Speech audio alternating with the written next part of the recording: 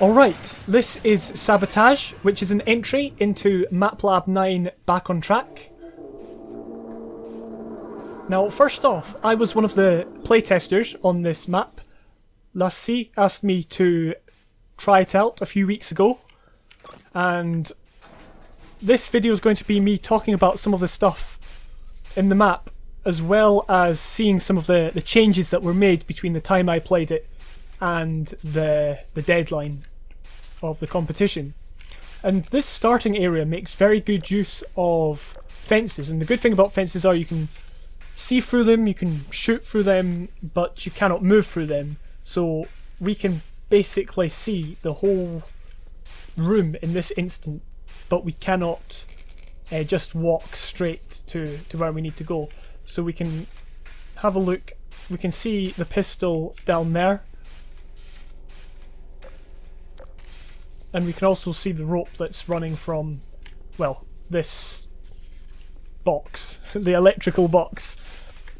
So we can already kind of figure out what we're trying to do, and even if we don't figure it out at this point, we still kind of get generally a good idea as we go along. So this guy's going to wake up and going to completely miss us. I think I probably missed something, but I'm just going to kind of wing it, because why not? Maybe I didn't. I can't remember. But there's an item crate at the start of the level, as we saw, that I was supposed to point out, but I forgot. Yeah, there. Just in case we run out of ammo. So this door can't open right now, so if we do get here as a player and we're not aware of it, we can try it and we see it's not opening, obviously. So we have to backtrack. Not sure this is the main backtracking section of the Ville, I think, of the competition map entry, but it's certainly one aspect of it. I think there was a few aspects where you had to backtrack, and again I'll go over them as we get there, but now the lights come on because the power's come on, which makes sense, and we can go into the next area, which has lovely broken floors, which I just love. I love to do them.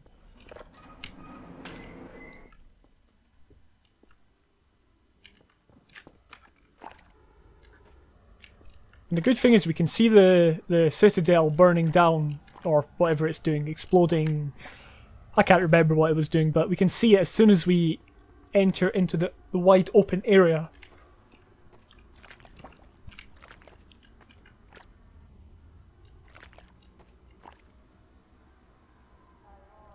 The thing I really like about this map is the fact it's all contained within a fairly small space.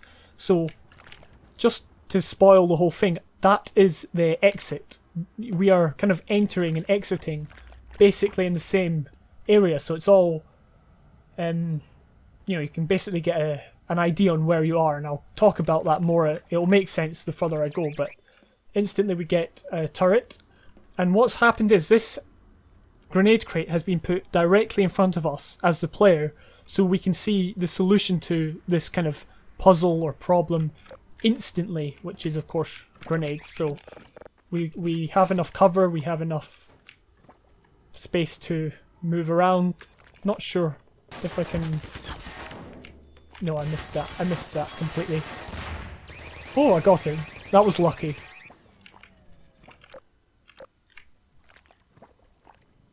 But yes, we have taken it down. Nothing too strenuous at this point. Nothing too much of a strain until we get to this area.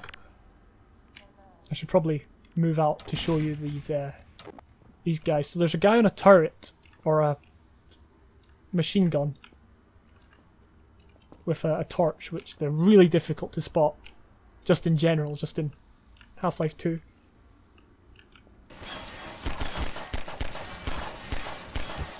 I'm just firing blindly here. Oh, I forgot about that. Excuse my ability to play games. There we go. So we were given other opportunities to take him down. Obviously, it's difficult because he's got his torch on, or the lights coming up the machine gun. So obviously, exploding gas canister or whatever it was placed there for our, to give us more of a choice. It just makes it a lot more fun. I'm just wondering if I missed anything. I probably did. I'm probably going to miss a lot of stuff. I've realised over the past couple of maps I've been playing, I have been missing a lot of side areas. But it's because I'm just trying to get through all the, I think 19 entries. Well, there was like 14 proper ones and 19 altogether, including the bonus ones. So here we are in kind of the main area. This is where the main action is taking place, or the main entry map is situated. So we've got our terminal hotel, we've got the other side, which is kind of broken apartments, and we have this sky bridge. I'll call it a sky bridge, whatever it's supposed to be, connecting the two. And it's clever how it's used for us to move from this side onto that side. So it's all in the same area, and you can always get your bearing on where you are, which is a very useful and good level design concept. And it makes good use of an area as well. There's no point building a big area like this and only being in it, or only having the player in it for a few seconds, maybe a minute. You want to be really utilising your levels, and it was done a lot in the recent Half-Life Alyx, where areas are used over and over again. I was trying to find my crowbar, and then I realised this is the crowbar bit. Alright, so I think I've spoken about this before in this series of videos that I've been doing over the past couple of days, but the crowbar has been placed in the wood because you have to go into this area, so the player will have to pick up the crowbar no matter what. And it also shows you can break stuff with the crowbar if you should really need that hint.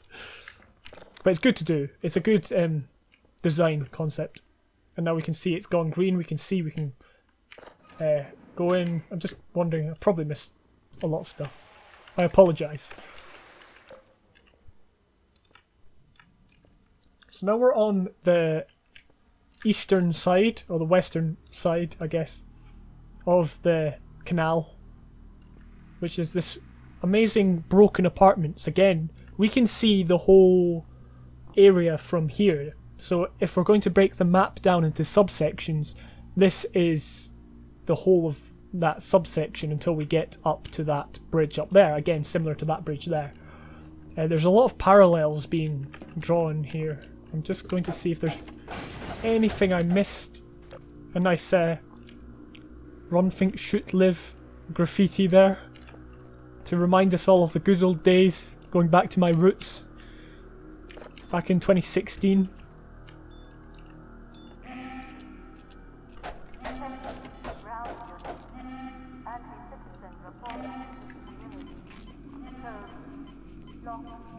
And we've been given the SMG from this guy. Don't know how he died. Probably a head crab. Who knows? Maybe we'll find out.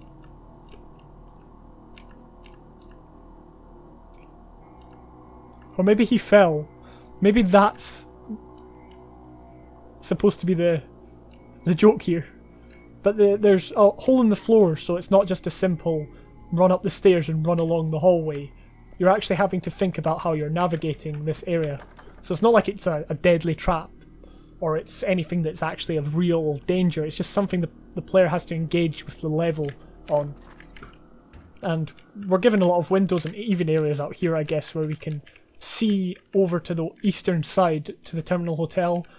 We can see the bridge down there. We can also see the bridge we'll be taking. Not that we know it at this point, but we can kind of get a grasp of our surroundings.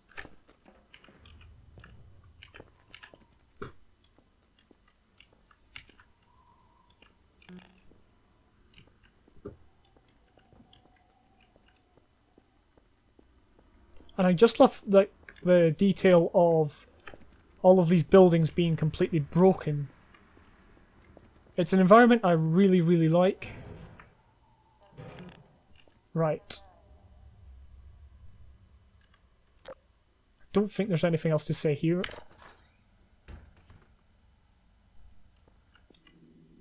Alright, so we come into this area, and as you saw, for a split few seconds, we had the chance to take down this guy basically scot-free. Now I'm seeing in a lot of maps, over the past couple of maps I've played, a door will open and a combined soldier or two will be standing on the other side just waiting to fire at you, basically. Not that that's always a bad thing, as long as the combined soldier is well back and the combat scenario's been well set up. But in this instance, it's good because it's just a natural occurrence. This combined soldier was using the console before he decided to start running back, and I don't know where he was going. He certainly wasn't going down here, but it gave us a chance to take him down.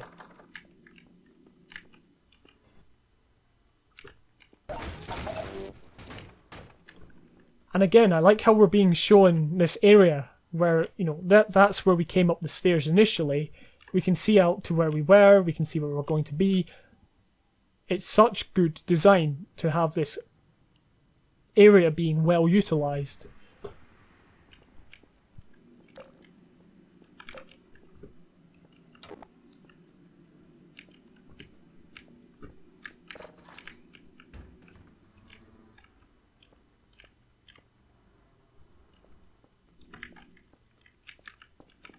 Just going to have a little look.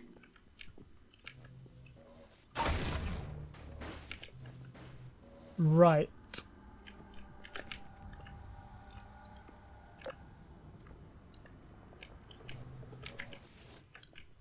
So there's so much to explore. It's such a non-linear level. It feels like you're just exploring an area, but what you're having to do is you're always trying to have to find the way to go, and that's what we're doing. So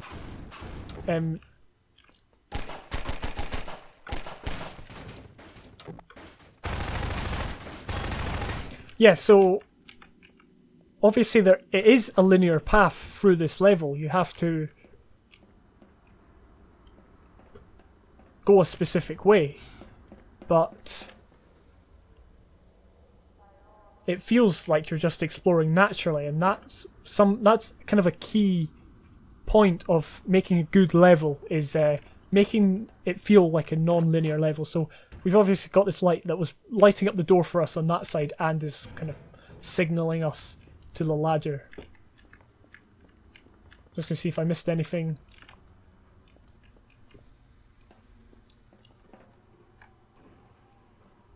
And here we're at the bridge that we can clearly see from the moment we basically came out of there. We can see the whole map. It's very, very nice.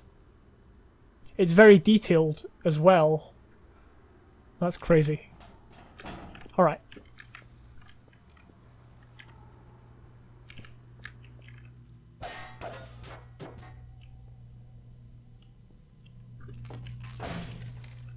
So we're getting given a lot of grenades. Now, this is obviously for a specific purpose, not that we know it. Because as soon as we walk in here, we get attacked. But it's fine, because we've just been given a number of grenades.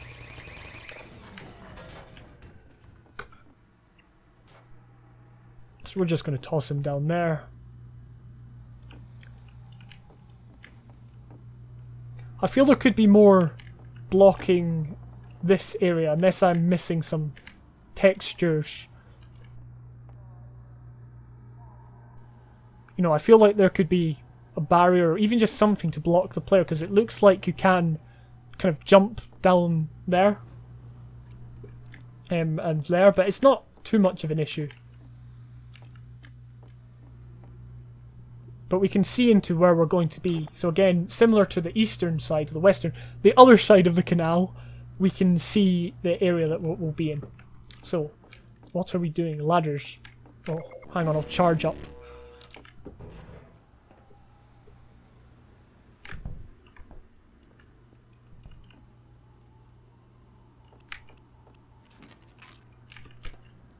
And as soon as we pick this up,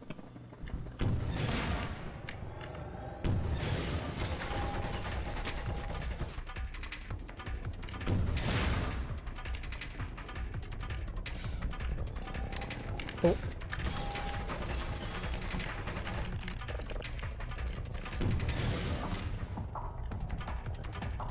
I'm just going to complete this battle before talking about it.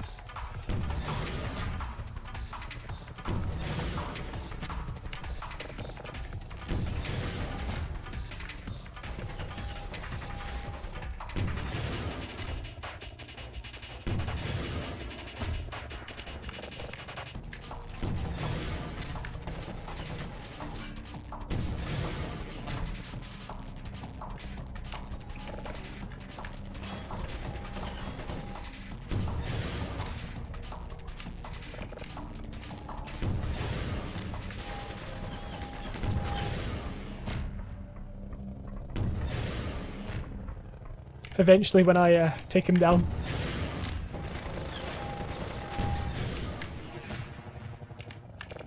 Oh come on, he should be down by now.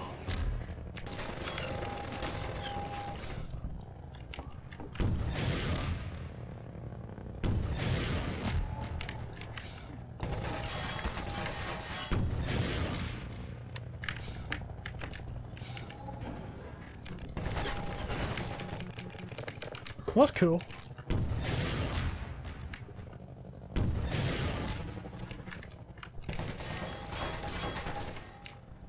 So I think there's a bit of destructible environments here.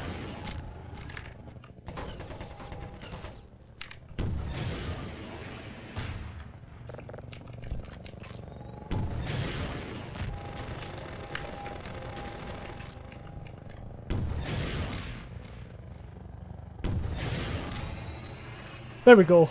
Took a long time. I think it's because these things...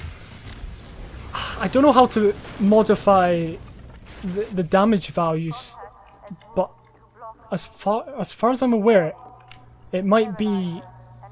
You might be able to modify it so it's less tedious. I don't know, that was something I guess I didn't pick up on in playtesting. But yeah, so we've had the chopper taking down the shield. It's a convenience, but it's one of these conveniences that makes the environment dynamically changing. So it's not always the player's immediate doing, and I guess some people find it a bit cheap. But it's fine. So the battle is very much It was a difficult thing to pull off because you have such a small space, and I quite like the fact we've only have so much space basically. But also it's like, well, you've got the crate. If you can find a safe spot, you can negate any damage that's done. So I just noticed here that there are these rocks can be destroyed, which is quite cool. It makes it feel more intense when you're being fired at. Say if I was hiding behind there and, you know, rocks were being taken off, shot off by the chopper. We're getting shown the elevator here. We don't know we can use it. It makes the noise say that it's not open. But we've got a situation like we had before where we can decide when to initiate the combat. So I can throw a grenade in there if I wish.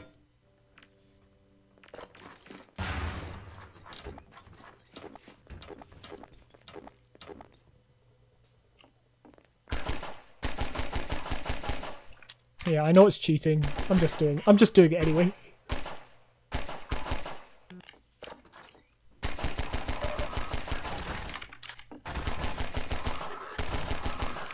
So it's a very tight area, it's a very small space, but by having them not facing you, not attacking you, it then gives the player the choice whether or not to engage them in combat. Obviously you need to come into this room for something. Oh yeah, this was the exploding thing.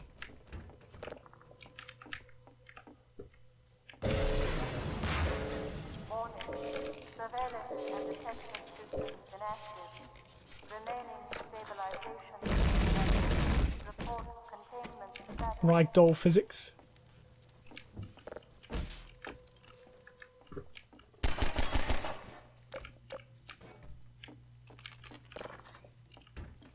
Well, there we go. I'm not sure if I found that the first time, or maybe it was newly added.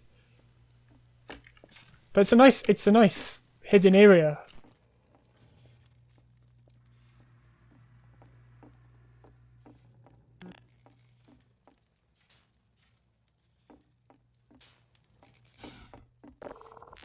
What were we going to do?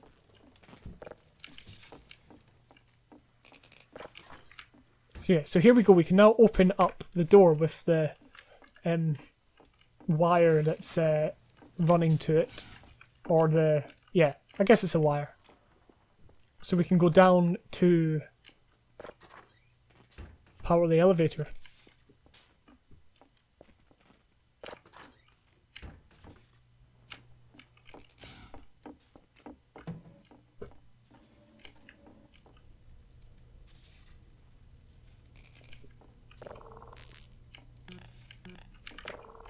Oh yeah, this is the other way.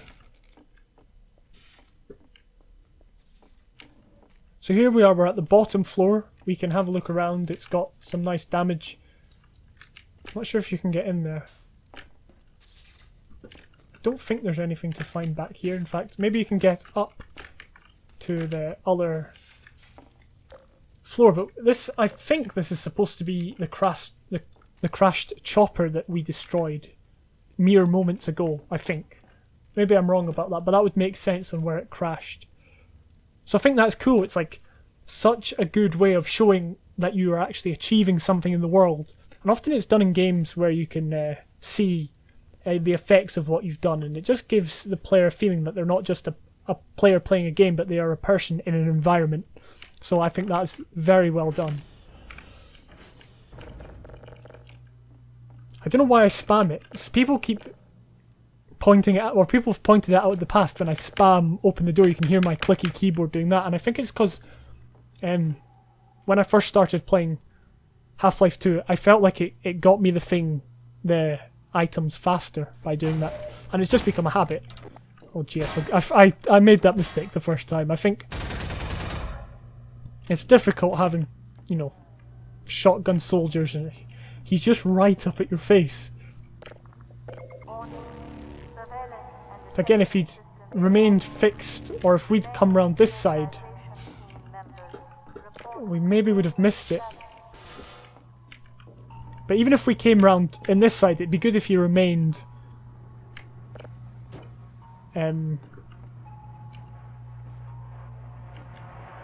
busy.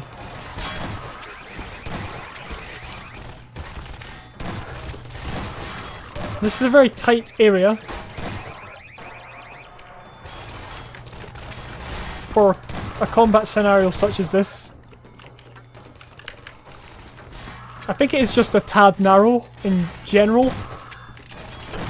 The concept of it is very good, but it feels like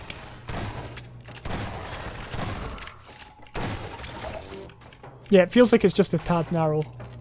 Oh, he's still here. It's when the hunters come, then it becomes a problem.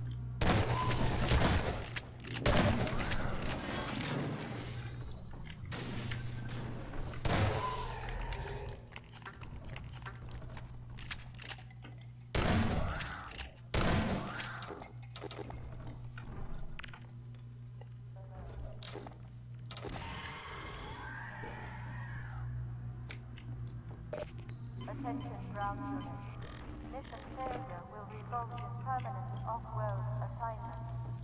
Code reminder. Sacrifice. So yeah, that was Coagulate. Clamp. quite a tight fight.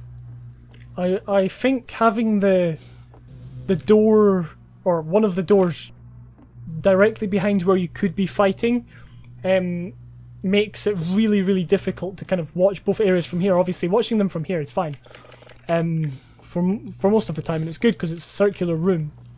But yeah, it makes it difficult if you're trying to hold this one from that angle, so it's about finding the right area. But I would, as I said, I'd make this room slightly wider if I was to have a combat scenario such as that one in it. And we have something's bleeping. I think it's up on the second floor. Well, this floor.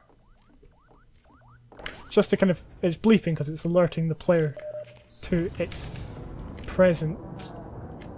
And we can see the elevator now from here to show what you're doing. So we can see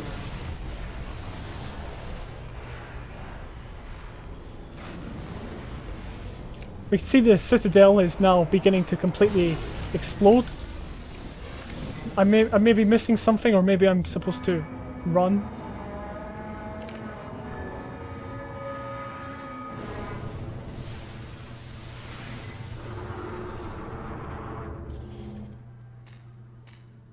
That's cool. Gives you a bit of a sequence. You know, but it's showing that you're making progress. So we had the guy, he's nicely behind a barricade. And we had to backtrack. I don't know if that, again, if that was supposed to be the backtracking, but there's a lot of backtracking, which is good. Because that's the name, is back on track. And this...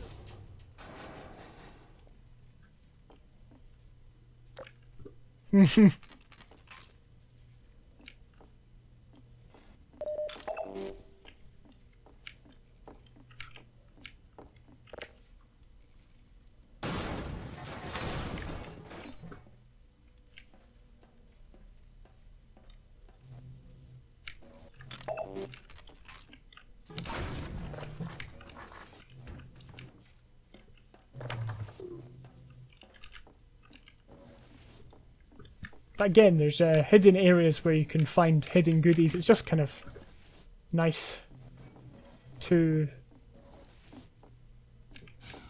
find stuff like that for players to explore. Again, you're wanting the thing to feel non-linear. So now we're on the other side of the... Well, we're outside the Terminal Hotel, where we could see at the start.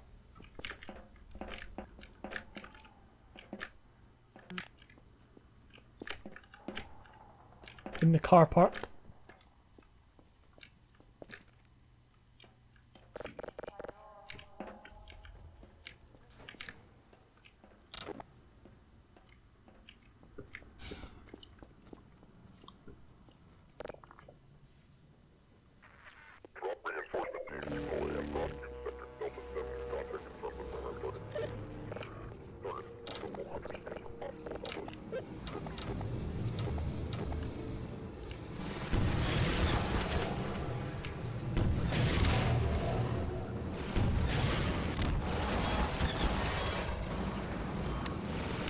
Oh.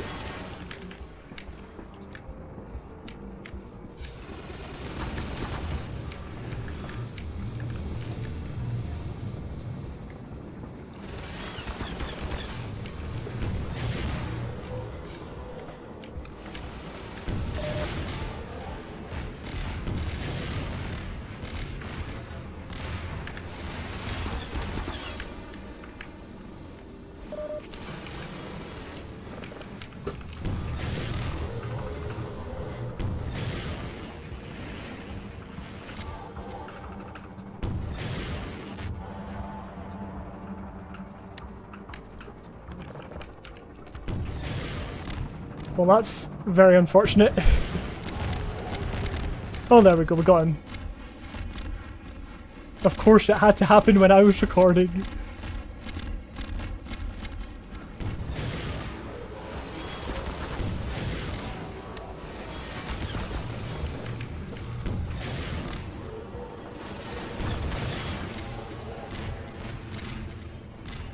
Alright, there we go. Eventually. He crashes in more or less the same place. We've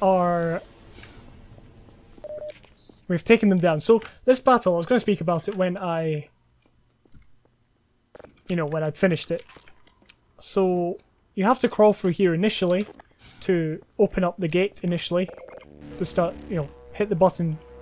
And then you have to move, I think you've got to move back into this area. Unless there was a way I could do it there, but I kind of had to move back into this area. You pick up the rockets and you also have stuff to find, places to kind of cover if you need to. And yeah, that was the battle.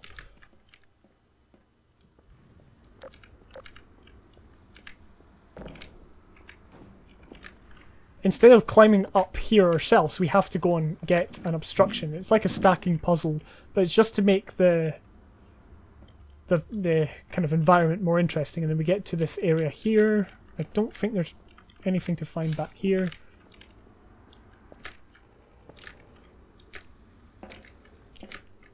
There we go.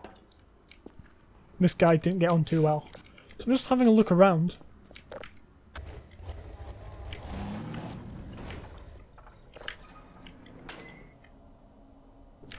Is this a new ending? Because I remember it used to end here.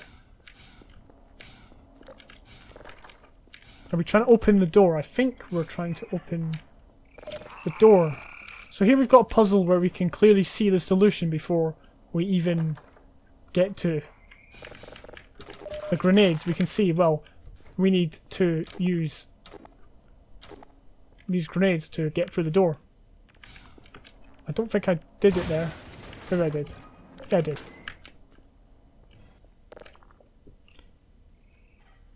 And then we can see the door opening. Whoa! I guess this just adds a little bit of variation into it. And then we can drive on.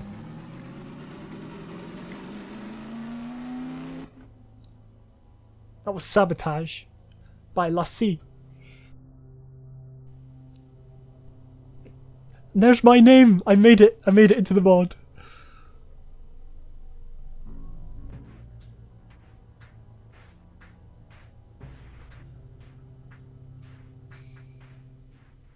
Okay, so that was Sabotage. And the thing I liked about Sabotage was the use of space. The fact that you've got this canal with destroyed buildings on one side and a hotel on the other. And you kind of worked your way over to one side, and then obviously you walked across the bridge that you can see now onto the other side.